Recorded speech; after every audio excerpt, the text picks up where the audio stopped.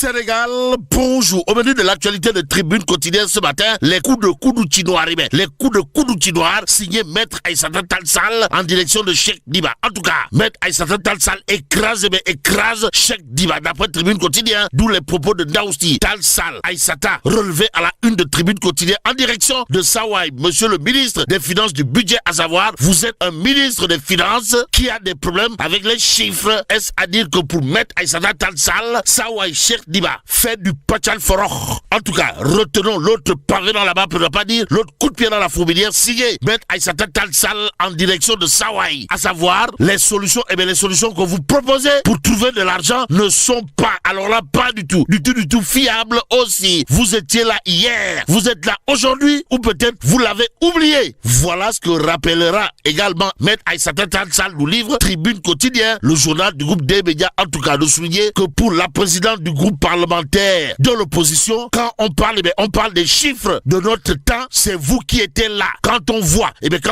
la frénésie avec laquelle vous empruntez, nous devons nous mettre d'accord sur les points qui nécessitent une prudence accrue. Ou le box, sommes nous tentés de dire, que retenir d'autres de l'actualité de Tribune quotidienne, au-delà des coups de coude noirs, signé Maître Aïssata Tall Sall sur la tête de Cheikh Diba. Sinon, le rapport alarmant, de Barclays. Bon, la Banque internationale Barclays alerte en quoi faisant? En soutenant, d'après Tribune quotidienne, la dette publique du Sénégal a atteint 119% de notre PIB en 2024. Y a-t-il lieu là de dire Euskei ou Tchei, tout compte fait? Ce recul crée une méfiance croissante des investisseurs face à un déficit budgétaire persistant projeté à 6,5 du PIB entre 2025 et 2028. Bon, économie soulibouki, quand tu nous tiens. En tout cas, ce que tient à dire Tribune quotidienne à propos justement du rapport alarmant de Barclays, banque internationale reconnue et réputée, sinon une hausse alarmante par rapport à 99,7%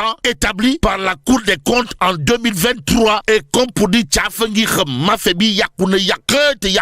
il y a bien entendu les échos à la une du journal, on peut lire crise de confiance, les obligations en dollars du Sénégal plongent tout compte fait. Le journal Les Échos de faire retenir un déficit budgétaire plus grave que prévu. Ça veut dire quoi? Ça veut peut-être dire d'après Les Échos, la dette publique du Sénégal a atteint 119% du PIB selon la banque Barclays. Y a-t-il lieu là de faire du salatou ala dabi à Irlas?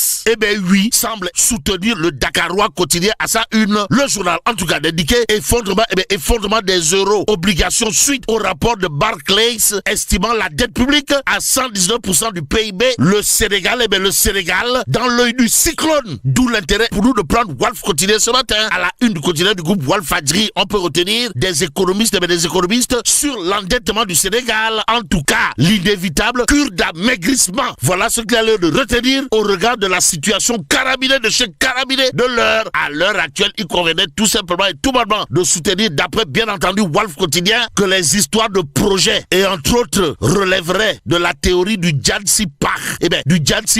La preuve avec justement ce que dira Abogé, expert financier dans Walf quotidien, à savoir retour à la normalité budgétaire et par la force dans les mbam. Plus qu'il est dit mbam gat de Waisi Djurgi Lobok, retenons également la réaction de Souleymane Keita, économiste chevronné de son état, dans Walf quotidien ce matin, qui jure la main sur le cœur avant de dire à haute et intelligible voix qu'il y aurait une hausse du risque de surendettement. Pour l'instant, la dette publique atteint 119% du PIB, selon Bloomberg, rappelle tout simplement et tout bonnement Walf quotidien ce matin. Tribune quotidien revient, histoire de parler de la situation à l'Assemblée nationale et les annonces de rupture. En tout cas, la 15e législature, en termes de rupture, traîne les pieds. Voilà ce que relève le journal du groupe des médias, Tribune quotidien, en tout cas dédié pour une assemblée au service des intérêts exclusifs du peuple. Voilà ce qui est attendu. En attendant, retenons, d'après Tribune quotidien, une assemblée de rupture doit refuser d'être une chambre d'enregistrement. En tout cas, la majorité de la population est pour la criminalisation, de l'homosexualité et le retour de la peine de mort. Voilà ce qu'on peut lire bien entendu dans Tribune quotidien. quotidien ce matin, l'autre journal qui s'intéresse aux activités du Parlement, c'est Direct News, le quotidien piloté par Pape Diogoy Faye, Borom Gekor, d'indiquer article 56 du nouveau règlement intérieur de l'Assemblée nationale, une tentative d'assujettir la magistrature. Soupçonne bien entendu l'Union des magistrats du Sénégal aux Sénégalaises et aux Sénégalais. Direct News nous apprend que l'UMS, l'Union des magistrats du Sénégal, a tenu d'abord à dire à ses membres qu'elle suit avec attention le projet de règlement intérieur de l'Assemblée nationale qui doit être préalablement étudié par le Conseil constitutionnel pour avoir la conformité avec notre charte fondamentale pour elle, c'est-à-dire pour l'Union des magistrats du Sénégal, cette possibilité offerte de faire comparaître des magistrats en service devant une commission d'enquête parlementaire est contraire aux dispositions de notre charte fondamentale. Fondamentalement, tout porterait à croire à une pilule difficile à avaler, si on en croit bien entendu les Échos. En tout cas, le journal de parler de modification du règlement intérieur de l'Assemblée nationale. Pourquoi faire? Eh bien, pour nous apprendre que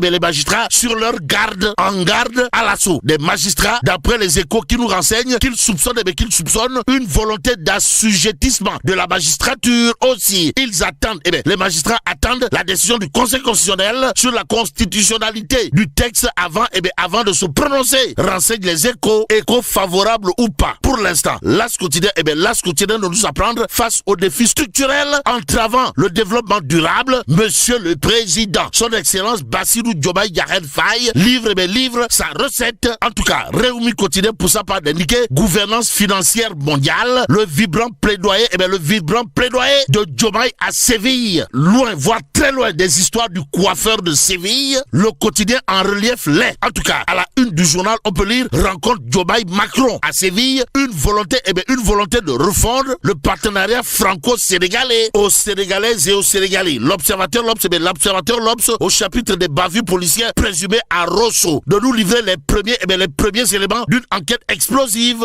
Il est question de quoi, ouais?